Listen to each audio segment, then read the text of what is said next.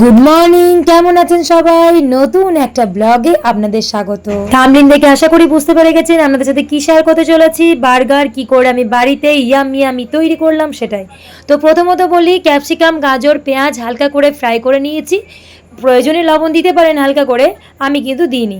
আর বার্গারের জন্য যে রেডিমেড বানগুলো পাওয়া যায় সেগুলো আমি নিয়ে এসেছিলাম। একটা প্যাকেটে 4টে করে থাকে, আমি প্রত্যেকটা বান মাঝখান থেকে এইভাবে কেটে নিয়েছি। প্রথমবার আমি এটা ট্রাই করলাম বাড়িতে, আর প্রথমবারে এত ভালো হয়েছিল আমি কি বলবো। আপনারা বাড়িতে ট্রাই করবেন, দেখবেন আপনাদেরও খুব সুন্দর খেতে হবে।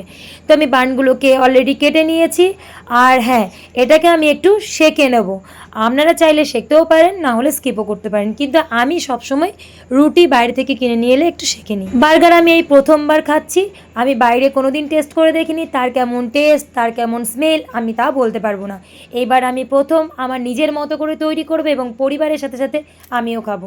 বাড়িতে আমার কতগুলো চিজ রাখা ছিল, সেই চিজ কিউবগুলো আমার মনে পড়ে গেল বলে বের করলাম, এবং যখন রুটিটা সেঁকছিলাম তখনই তার ওপরে গ্রেট করে দিয়ে দিলাম এবং কিছুক্ষণের জন্য হালকা করে স্টিমটা দিয়ে ঢাকা দিয়ে দিলাম।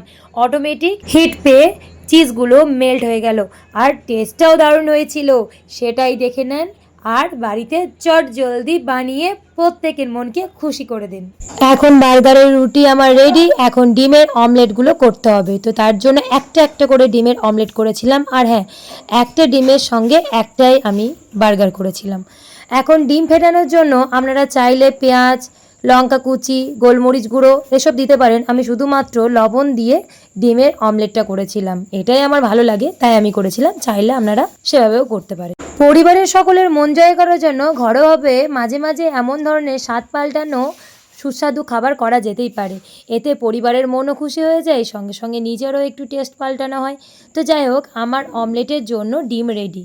এরপর আমি তাওয়াতে তেল নিয়ে করতে দিলাম অমলেট।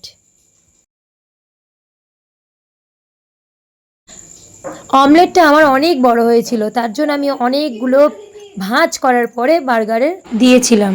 আপনারা যদি মনে করেন ডিমের অমলেট না করে আপনারা চিকেন বা ভেজ শুধু খাবেন, তো আপনারা খেতে পারেন, কোনো অসুবিধা নেই। আমি ডিমটা পছন্দ করি তাই ডিমটা খেলাম। তো যাই হোক, এরপর ডিমের অমলেটটা দিয়ে দেবো। আমি অনেকগুলো ভাঁজ করে দিয়েছি, কারণ অনেকটা বড় অমলেটটা ছিল। আপনারা চাইলেন এটাকেই টুকরো টুকরো করে পাতলা পাতলা করে দিতে পারেন। তো আমি একটাকে ভাঁজ করে পুরোটাই দিয়েছি, একটা বার্গারের জন্য একটা অমলেট। তো এরপর একটু চিলি সস, একটু টমেটো কেচাপ দিয়ে দিয়েছি। এরপর আমরা যেহেতু কাঁচা লঙ্কা এবং গোলমরিচটা খেতে বেশি পছন্দ করি তাই গোলমরিচ দিলাম। এরপরে দিচ্ছি ফ্রাই করা, হালকা করে ফ্রাই করা সমস্ত মিক্সড সবজিটা। তো আপনারা কাঁচা স্যালাডও নিতে পারেন। এরপর চিজ দেওয়া আর অর্ধেক পিসটা এখন ঢাকা দিয়ে দেবো। এরপর আমাদের বার্গার রেডি। তো আপনারা যারা যারা এই বার্গার খেতে ভালোবাসেন, অর্থাৎ বার্গার প্রেমী, অবশ্যই বার্গারের জন্য একটা করে হাই লিখে যাবেন। আমার ভিডিওগুলো যদি আপনাদের ভালো লেগে থাকে তাহলে অবশ্যই লাইক কমেন্ট করবেন, এবং চাইলে যদি পাশে আরও এই নোটিফিকেশানগুলো পেতে চান তাহলে অবশ্যই সাবস্ক্রাইব করে দেবেন। এখন মতো বিদায় দেন, ভালো থাকবেন, সুস্থ থাকবেন, টাটা।